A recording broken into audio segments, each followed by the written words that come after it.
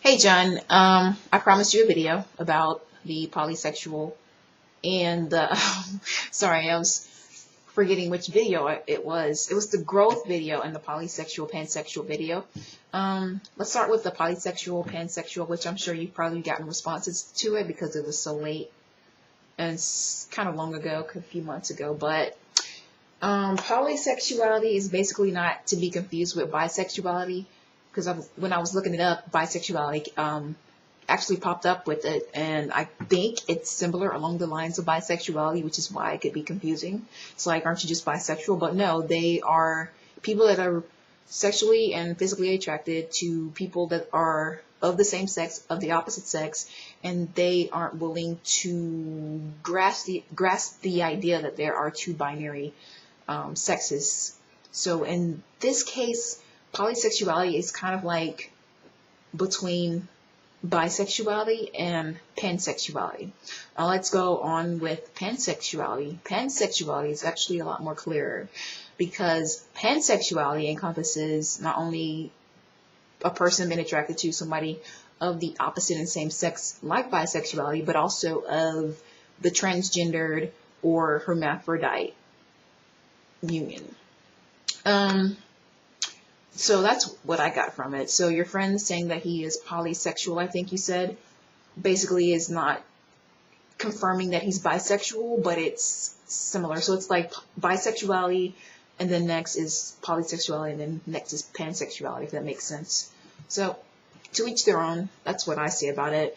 And actually with polysexuality and the pansexuality, I saw True Life on MTV, and it was about I am polyamorous, or I'm polyamorous, polyamory, which is basically people that like to have more than one partner at once, and it's kind of like something that is agreed upon by the other mate and the other mate and the other mate, however many mates they have at one particular time. And I was kind of like, just, I don't want to use the word disgusted because I know it's been thrown around so much towards people of the LGBT community, but it was a bit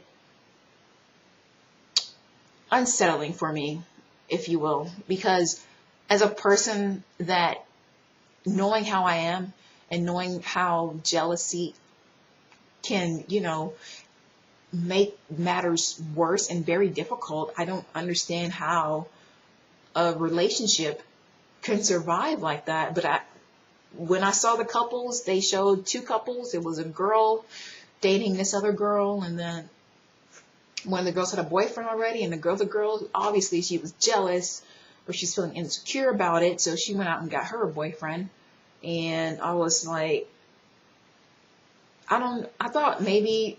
And you can see the whole time that there's jealousy abound in both of the relationships. There's the other one with the three gay guys that were in a relationship together, and they had like two full-size or two queen-size beds, and one guy had to sleep alone every night, and he was just so miserable. And you could tell, you can see the jealousy, and I don't understand as human beings with jealousy being in our blood and just our nature, how that could work. But yet again, to each their own. That's not for me. There's no way I'm sharing somebody that I am emotionally, physically, and sexually attracted to and attached to, if you will, with somebody else and try to establish that same type of relationship. That's draining. Are you kidding me? Like, it's enough having one partner at a time. There's, more power to those people that are polyamorous. I'm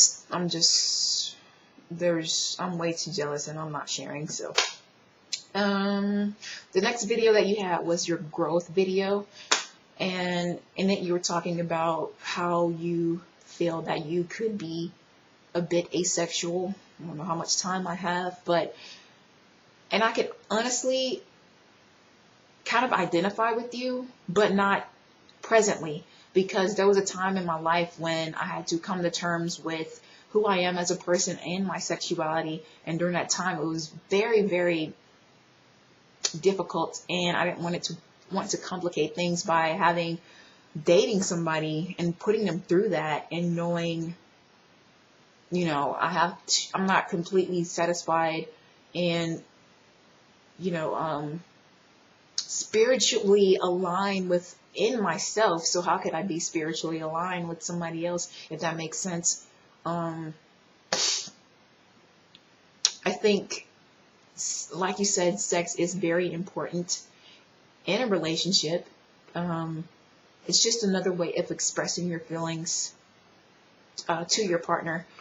And there's nothing wrong with it as a part of life. It's very natural. So the fact that you feel that weird about it, I mean, there's nothing wrong with it. We all need to, I think you're going through a spiritual growth right now with your life, and it's better to not have anybody that's going to make that process like even more harder to obtain, if you will. I don't know if you're getting what I'm saying, but I feel like you're a very intriguing person to me. Like, just because you're at your age, I think you're like at that sector where you're like close to your mid-20s, but even at your age, like 23, 24, whatever, it's very rare that you find somebody that's actually questioning that spiritual attainment and that their whole spiritual identity at that age. Like, I had to go through that, and it's actually at the same point that you are experiencing it, and it's accepting whatever flaws and, you know, that you have, and knowing that you can't really control it. And once you're satisfied with it, and once you're okay with it, to bring somebody in your life when you're still unsure about yourself, that's not going to be a stable relationship, and it's not one that's really going to survive.